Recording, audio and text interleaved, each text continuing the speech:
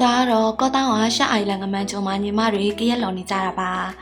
first time ဆိုပေမဲ့လည်းမတော်တော်ရောက်သွားတယ်နော်ပြီးရင်ပုံလှလှလေးလည်းရိုက်ခဲ့ပါတယ်ပြီးတော့ snorkeling ကို Long Beach မှာတစ်ခါငမန်းချုံမှာတစ်ခါလုပ်ခဲ့ပါတယ်ပြီးတော့ပြေးကြဆော့ကြပုံလေးရိုက်ကြနဲ့ဒီမှာရင်လှုပ်တီရှုံနေကြတာပါကျမတို့ဖွဲ့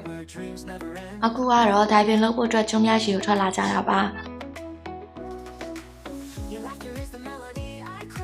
first time ကိုနောက်ပြစ်စင်းပြတော့ကျမတို့ပထမဆုံး15ပေအထိကိုတော့ညီမတို့ကျိုးနယ်ဆင်းခဲ့ပြီးတော့အခုအောက်ရောက်တော့ကိုပါအလွတ်တန်းသွားကြတာဒီငါးတွေကြောက်တန်းတွေပစွန်တွေအခုဆိုနီမိုငါးလေးလည်းတွေ့လို့နီမိုငါးလေးနဲ့ဗီဒီယိုရိုက်ခဲ့တယ်အဲ့အိမ်လေးတွေတော့ကင်လို့တော့မရဘူးလေစိတ်ရှိခဲ့တယ်ပြီးတော့